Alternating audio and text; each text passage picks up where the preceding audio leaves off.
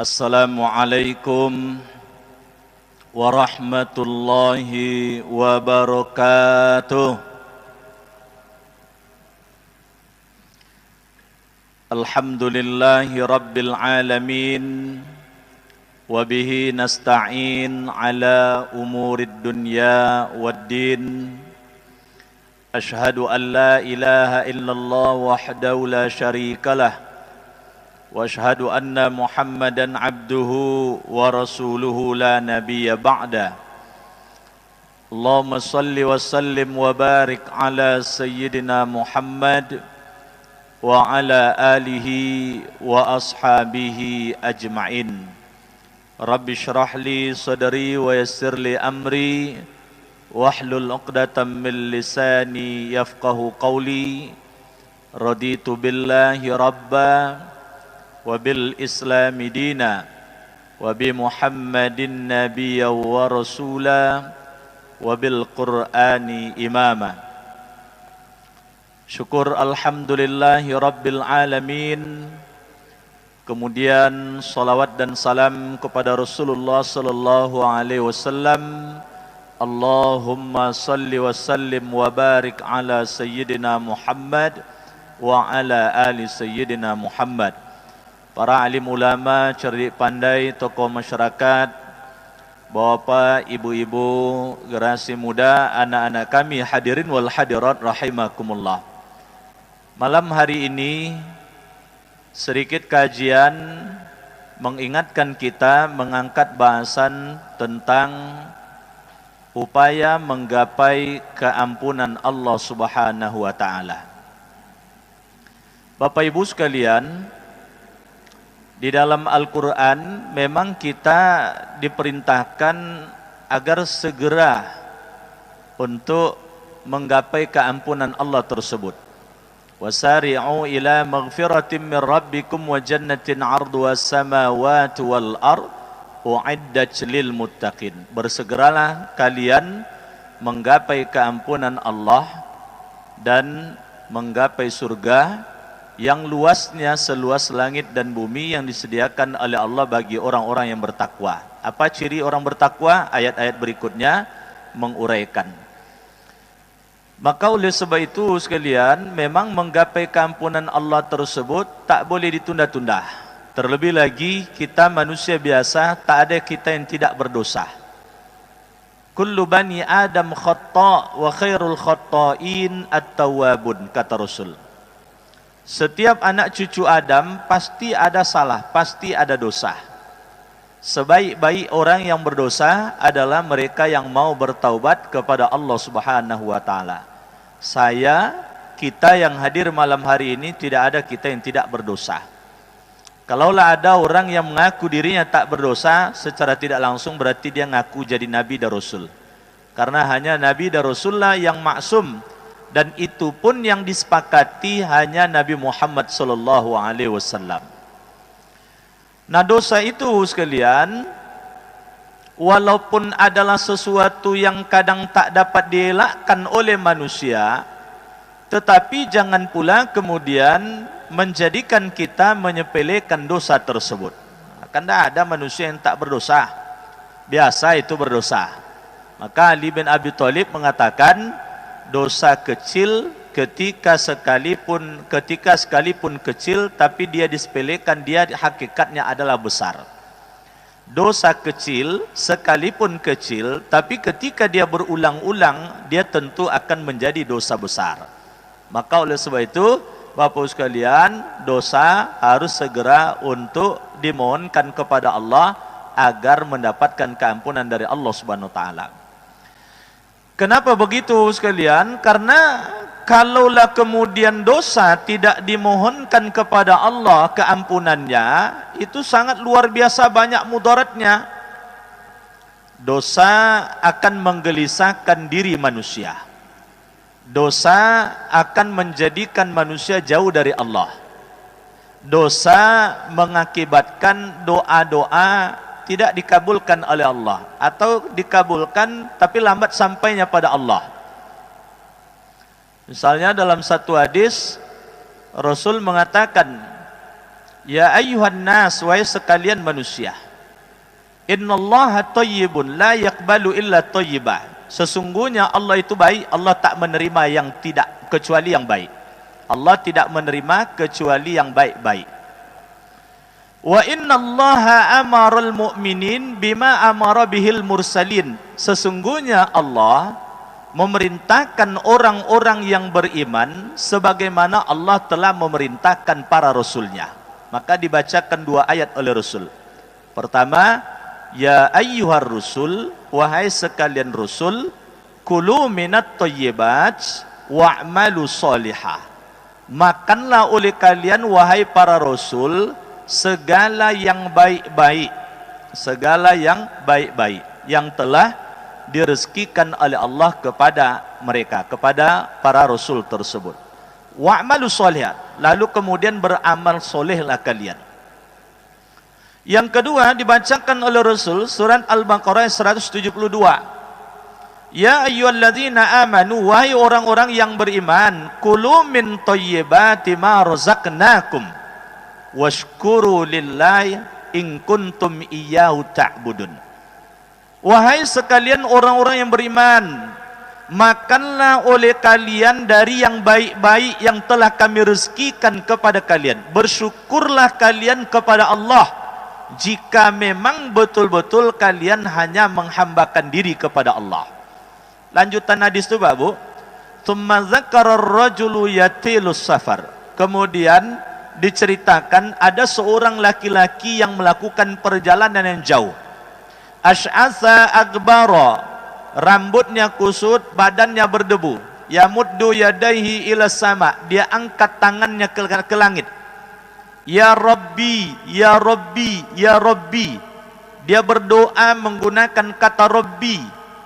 Dia berdoa mengulang 3 kali doanya tersebut.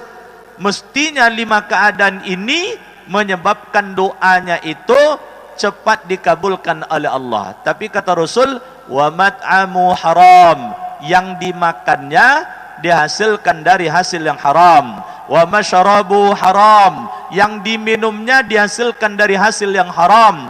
Wa malbasu haram, yang dipakainya dihasilkan dari hasil yang haram. Intinya dia berdosa. Yang dipakainya dihasilkan dari hasil dosa. Yang dimakannya dihasilkan dari hasil dosa. Yang diminumnya dihasilkan dari hasil dosa. Fa anna yustajabu lizalik. Bagaimana mungkin doanya itu akan dikabulkan oleh Allah Subhanahu wa taala? Jadi Bapak sekalian, mudarat dosa itu luar biasa.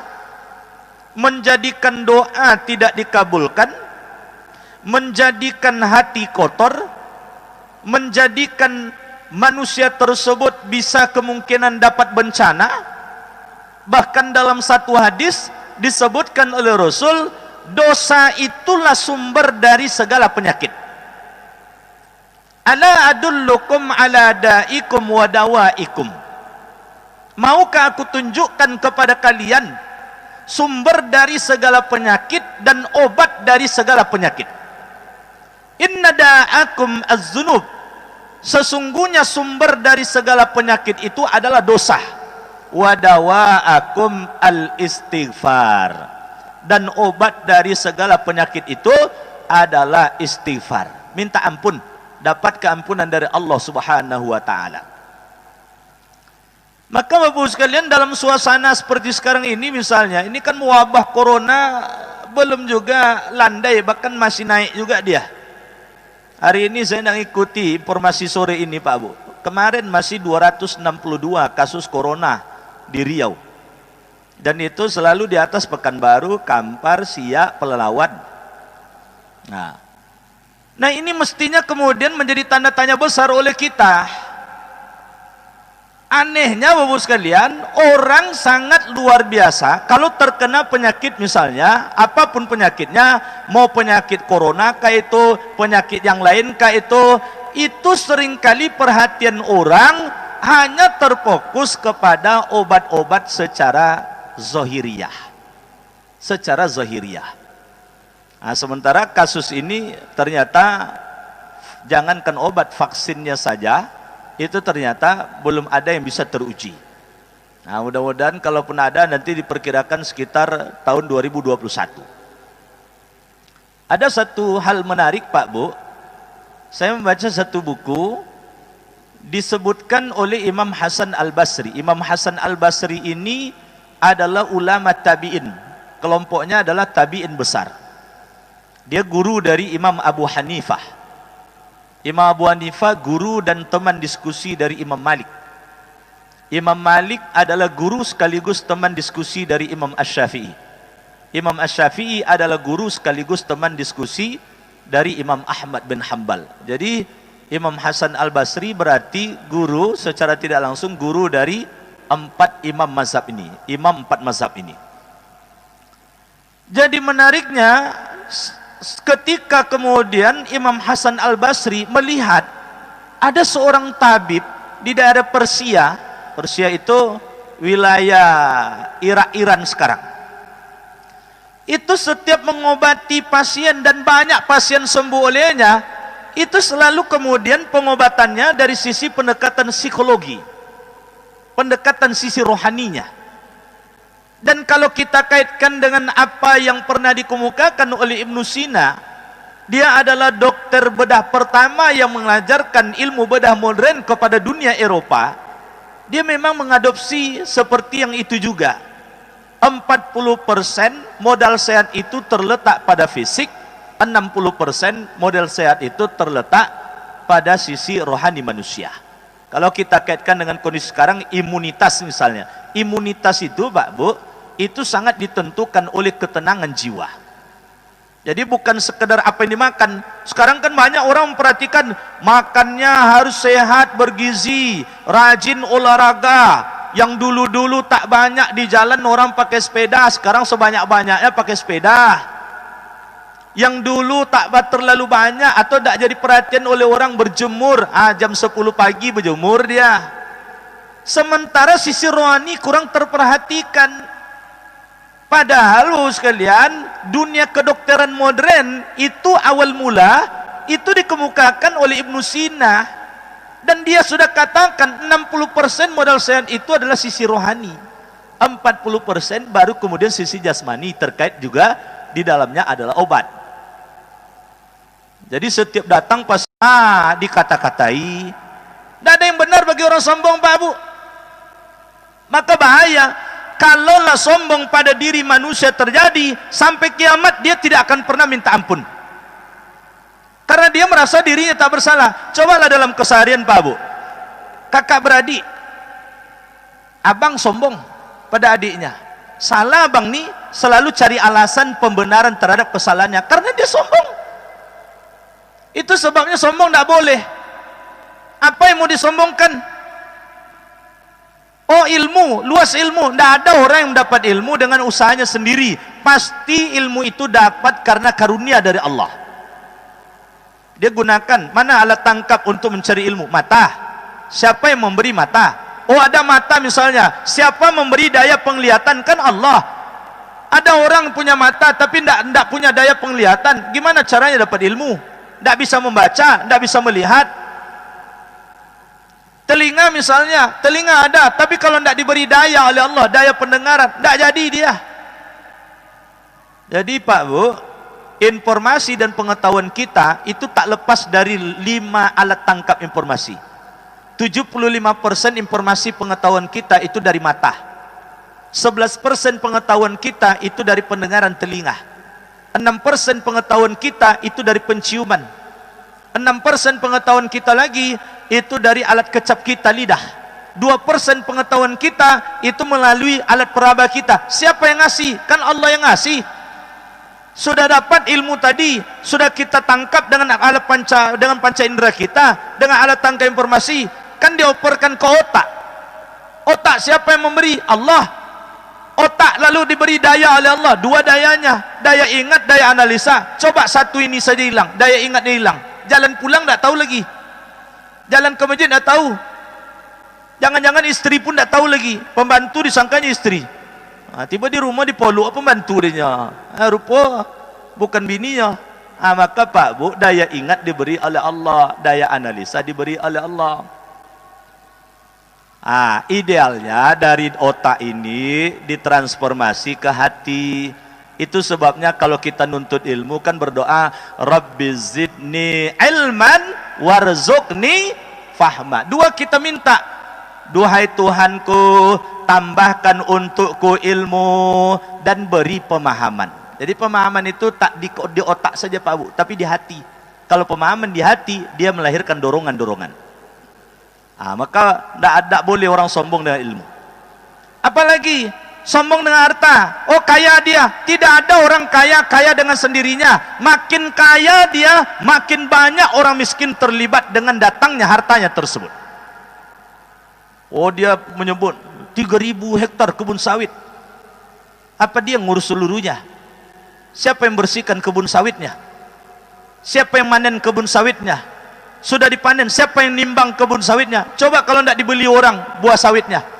Siapa yang memasukkan buah sawit ke truk? Siapa yang kemudian nyetir truknya ke pabrik? Siapa yang kemudian kerja di pabrik mengolah buah sawit menjadi CPO-nya? Jadi kalau ada orang kaya sombong pada orang miskin, itu orang kaya yang tidak tahu diuntung. Mestinya dia berterima kasih pada orang miskin.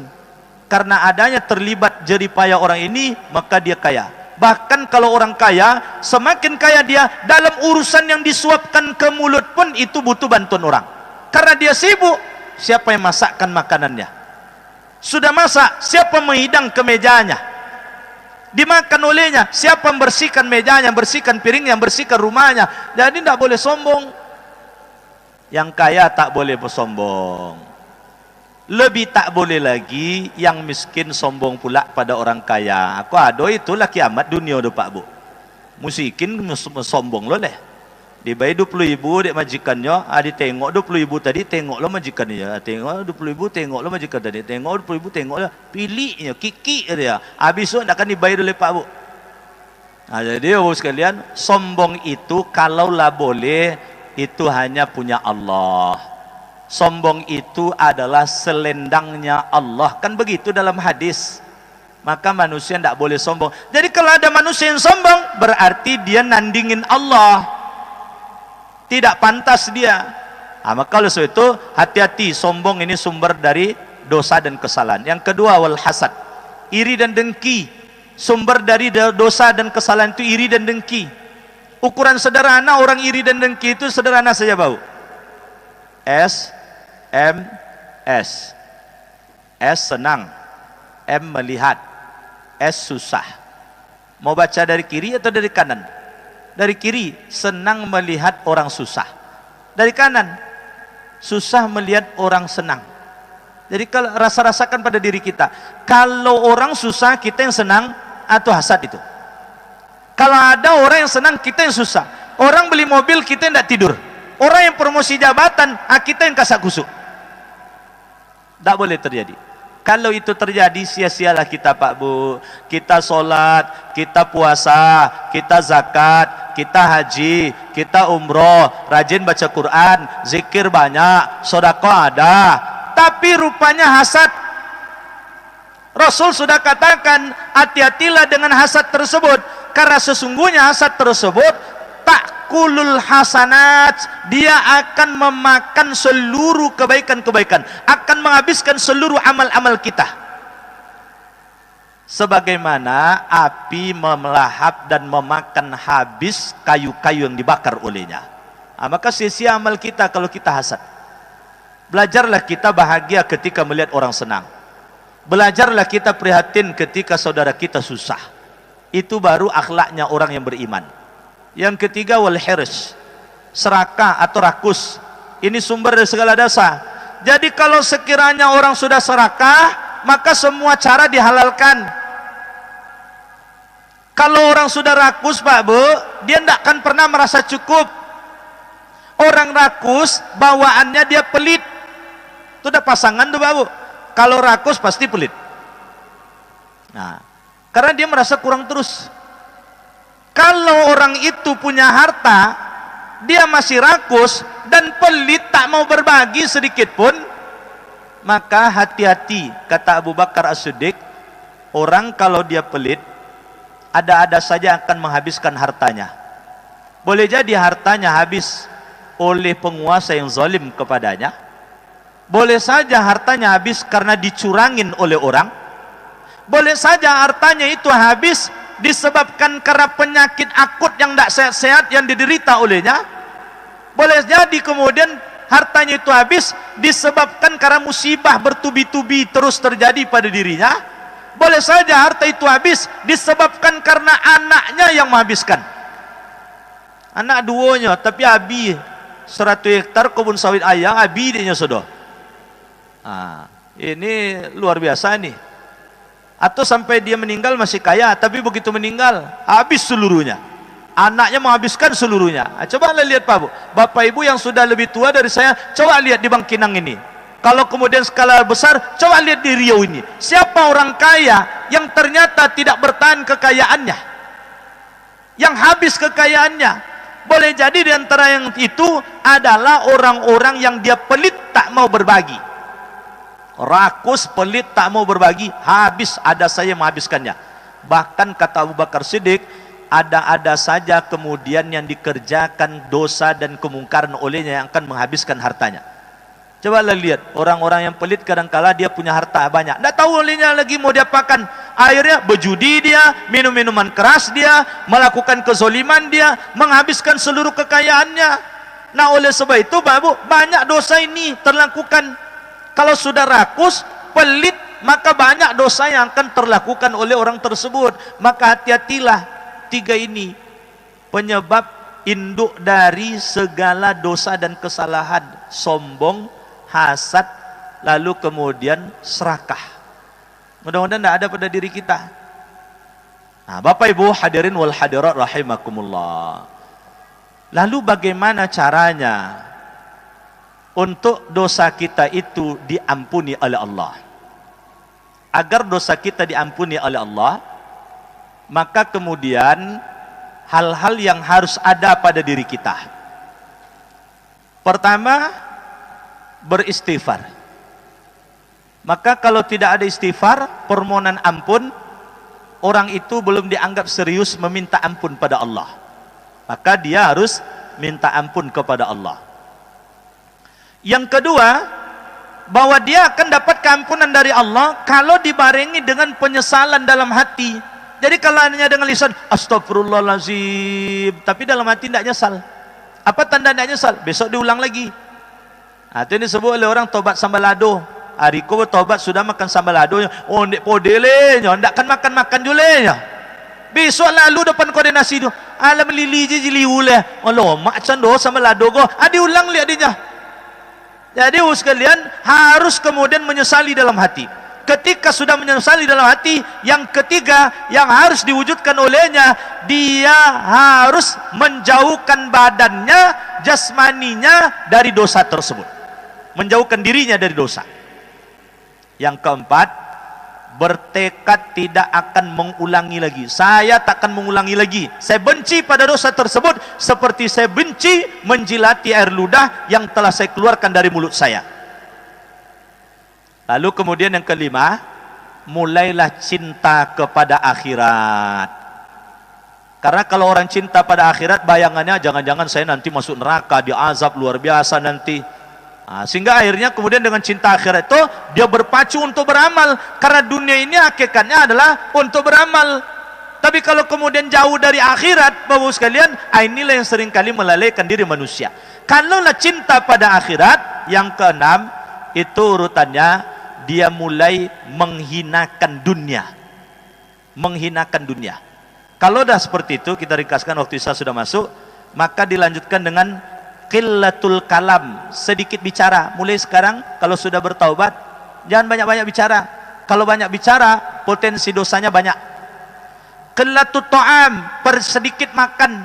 Kalau sudah banyak makan, itu nafsu naik. Nafsu luar biasa naik, bahaya. Lalu kemudian qillatul naum, sedikit tidur. Karena kalau banyak tidur, tentu sedikit amal. Yang ke-10 baru perbanyak ibadah. Kalau 10 ini dilakukan, berarti serius ini bertaubat, serius menggapai keampunan Allah. Lalu apa manfaat dari keampunan Allah itu? Assalamualaikum warahmatullahi wabarakatuh.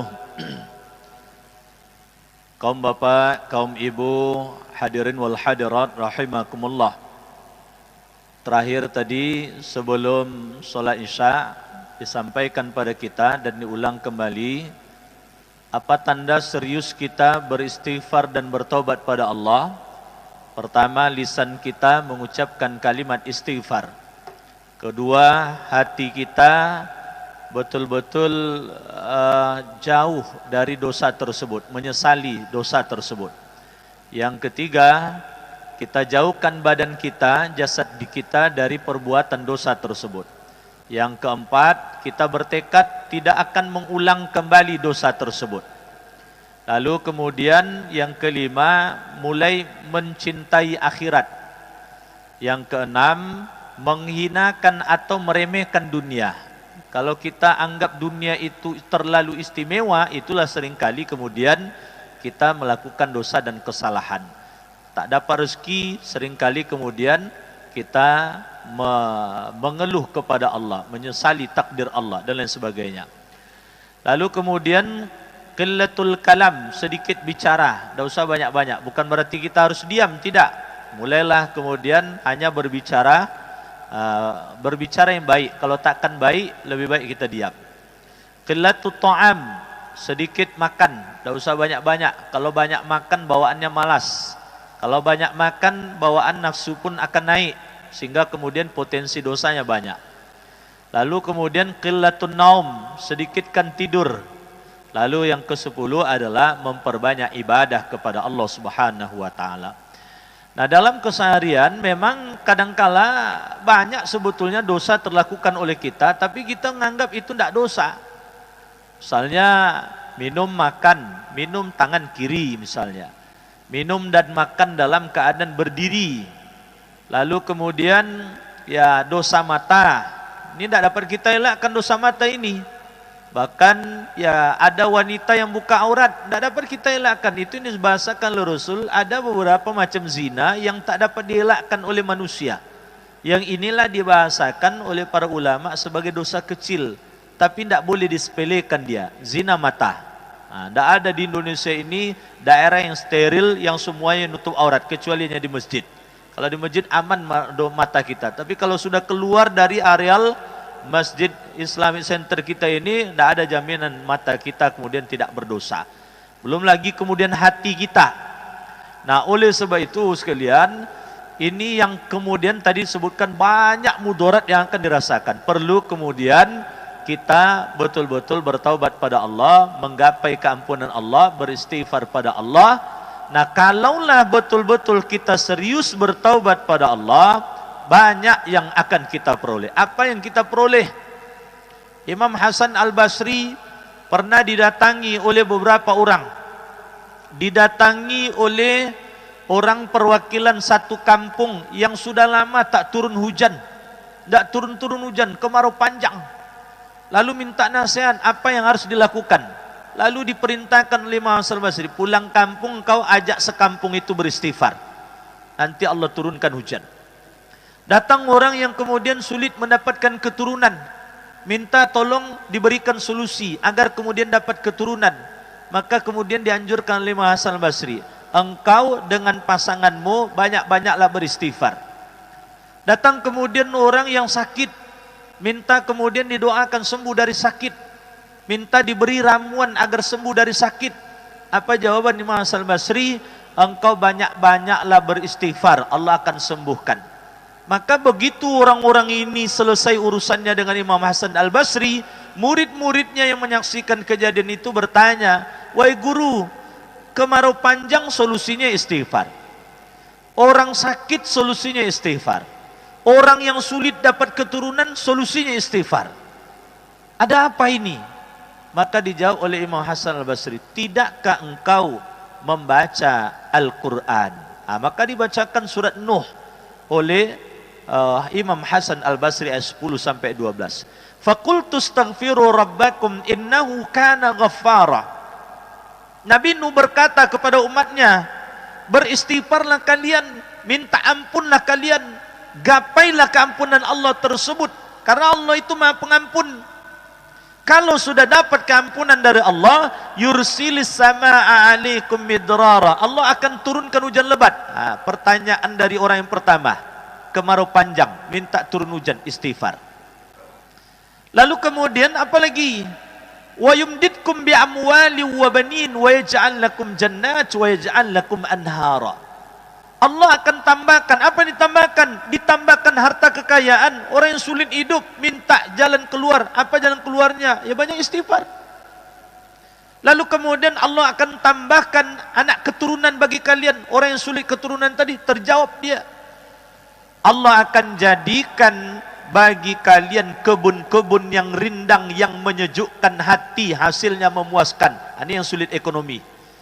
Allah akan jadikan bagi kalian sungai-sungai yang mengalir. Di dalam Quran surat Hud ayat 52 juga Allah abadikan peringatan Nabi Hud. Wa ya qaumi astaghfiru rabbakum thumma tubu ilaih. Wahai kaumku, beristighfarlah kalian kepada Allah, lalu bertaubatlah kalian kepadanya. Kalaulah keampunan Allah dapat, taubat diterima oleh Allah, yursilis samaa'a 'alaikum midrara. Dia akan turunkan hujan yang lebat. Wa yazidkum quwwatan ila quwwatikum. Ini untuk dalam kondisi sekarang ini. Allah akan tambahkan kekuatan dari kekuatan yang telah Allah beri kepada kalian. Sekarang dalam kondisi sekarang ini kan butuh daya imun, daya kuat tubuh kita. Maka Bapak Ibu sekalian, dalam suasana sekarang ini perbanyak istighfar, perbanyak istighfar, perbanyak istighfar. Dulu pada masa Umar bin Khattab terjadi penyakit taun. Taun itu jenisnya adalah virus juga. Dua persoalan besar yang dihadapi oleh Umar. Pertama adalah masa paceklik. Dalam kondisi ekonomi sulit, 8 bulan lamanya tak turun hujan, ekonomi sulit. Sudah dilalui itu, ternyata kemudian muncul pula di daerah Palestina, berkembang ke Syria sampai ke daerah Irak dan Iran sana. Itu luar biasa. Tidak kurang umat Islam saya meninggal ketika itu 25.000 orang. Belum lagi yang tak beragama Islam yang tak terhitung jumlahnya. Pada akhirnya kemudian itu amalia. Kalau sekarang masih mending ini. Kalau yang zaman dulu, yang taun itu, yang penyakit dari virus tersebut, kalau sudah kena, tidak ada yang tidak mati. Mati semuanya. Kalau corona ini kan masih mending ini, sekitar 3-6%. Kalau di Indonesia agak tinggi, sekitar 5%. Kalau di luar negeri kan sekitar 3%. Tidak sampai lebih dari 3%. Kalau dulu zaman Umar, siapa yang kena taun, mati semuanya, tidak ada yang tidak mati. Jadi Bapak sekalian, akhirnya kemudian satu di antara amaliyahnya itu adalah istighfar. Maka oleh sebab itu Bapak sekalian, menggapai keampunan Allah tersebut sangat dibutuhkan untuk menjaga daya imun kita. Datang orang yang sakit pada Rasul, bertanya dan bermohon pada Rasul agar didoakan sembuh dari sakit. Apa kata Rasul? Seberapa banyak istighfarmu kepada Allah, seberapa banyak sedekahmu, segitulah tanda seriusmu sembuh dari sakit. Jadi rupanya istighfar ini tidak main-main ini. Menggapai keampunan Allah adalah satu kemestian. Itu sebabnya sekalipun Rasul dia adalah maksum, orang yang terpelihara dari dosa dan salah, sehari riwayat menyebutkan 100 kali beristighfar. Ada riwayat lain menyebutkan 70 kali istighfar. Padahal Rasul kan tak berdosa. Kalaulah Rasul tak berdosa saja seperti itu upayanya mendapatkan keampunan dari Allah, tentu kita yang banyak dosa, tak terhitung hari ini sejak bangun tidur sampai sekarang berapa banyak dosa kita, tentu kemudian istighfar itu harus banyak kita lakukan. Itu sebabnya sampai Rasul mengatakan, siapa yang selesai solatnya mampu beristighfar 100 kali, bersolawat 100 kali, zikir subhanallah walhamdulillah wala ilaha illallah wallahu akbar wala haula wala quwata illa billahil aliyil azim 100 kali, apapun yang dimohonkan pada Allah, yang didoakan pada Allah, Allah akan kabulkan doa tersebut, kecuali kalau doa itu tidak baik bagi perjalanan hidup di dunianya. Nah, maka oleh sebab itu Pak Bu, mari kita sama-sama orang yang tak luput dari dosa, kita gapai keampunan Allah Subhanahu wa taala. Kalaulah keampunan Allah dapat kita peroleh, maka banyak manfaat. Sehat badan, imun kita bagus, rezeki kita lapang, anak keturunan diberikan anak keturunan yang soleh dan solehah, lalu kemudian manfaat-manfaat yang lainnya. Maka mudah-mudahan dengan kajian ini sama-sama menjadi perhatian bagi kita. Semoga saya dan kita yang hadir malam hari ini menjadi bagian dari hamba Allah yang tidak menunda-nunda menggapai keampunan Allah, senantiasa berupaya segera mungkin untuk menggapai keampunan Allah. Demikian, waktu saya kembalikan pada moderator. Baik, terima kasih banyak kepada Ustadz yang telah menyampaikan mulai dari pada maghrib tadi, dan kita lanjutkan pada sesi kedua ini. Selanjutnya kita akan lanjutkan sesi tanya jawab kepada jamaah yang ingin langsung bertanya jawab. Silakan untuk penanya pertama, Bapak Mardawi.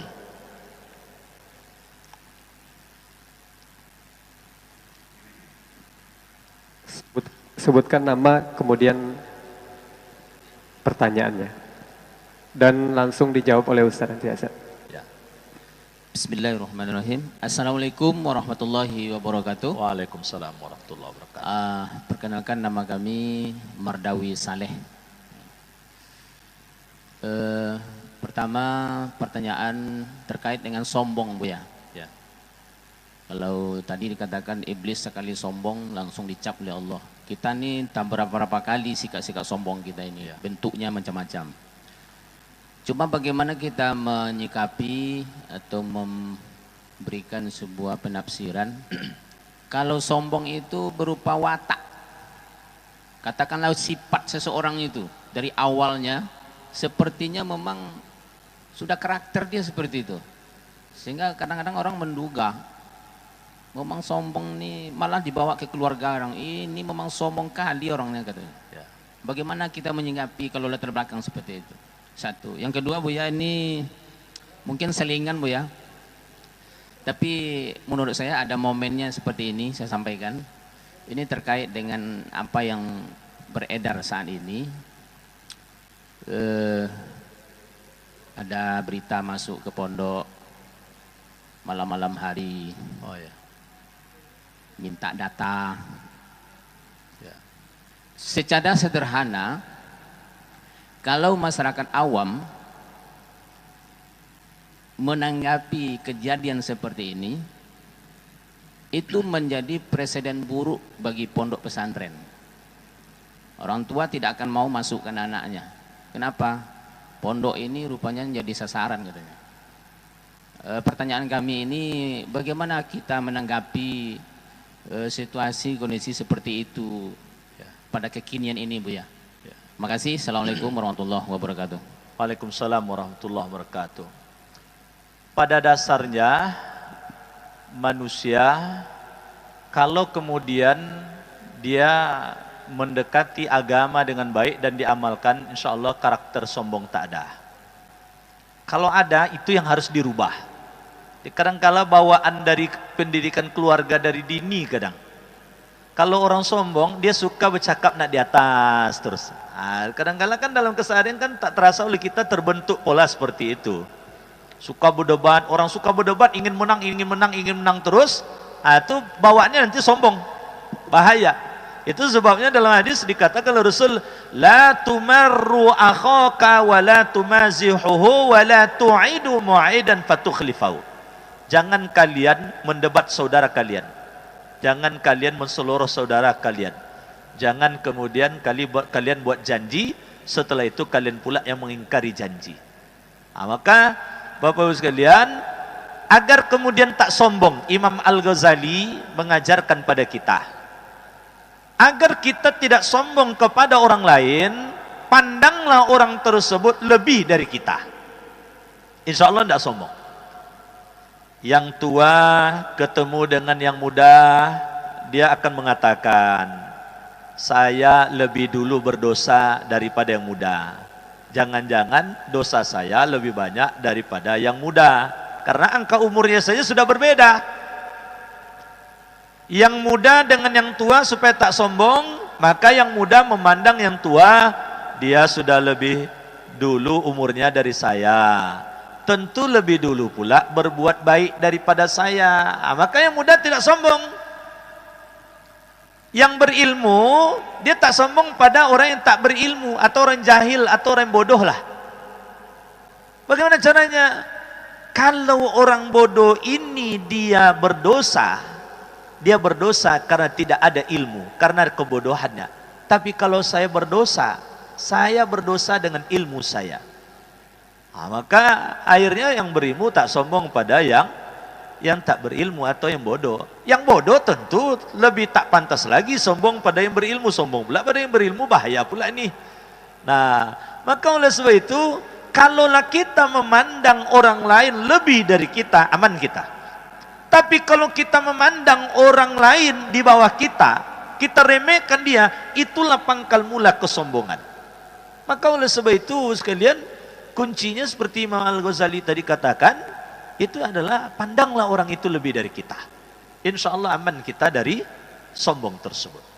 Nah, yang kedua terkait dengan pondok pesantren. Saya kebetulan di kantor di Kanwil sebagai kepala seksi pondok pesantren. Jadi Bapak Ibu sekalian, saya pesankan pesantren-pesantren yang ada di Riau, dalam masa sekarang ini adalah masa yang harus dijalankan isolasi pesantren kalau sudah santri masuk ke pesantren. Jadi tamu manapun kalau datang ngaku dia tunggu dulu. Jangan langsung terima masuk, nanti bahaya. Siapapun dia. Kalau buat surat tugas dia, maka persilakan dia datang pada jam boleh membesuk. Pesantren itu otonom, tidak boleh diganggu-ganggu. Tengah malam datang pula. Saya sampaikan kepada BPS. BPS kan sedang sensus sekarang. Apa betul pesantren kemudian disensus? Nah, karena itu keluhan dari beberapa pesantren yang sampai ke kami. Saya langsung sampaikan ke BPS provinsi. Betul katanya, kita sedang pendataan. Untuk akurasi data kita, maka kemudian anak-anak di pesantren juga kita data. Tapi yang datang tersebut, dia harus bawa surat tugas.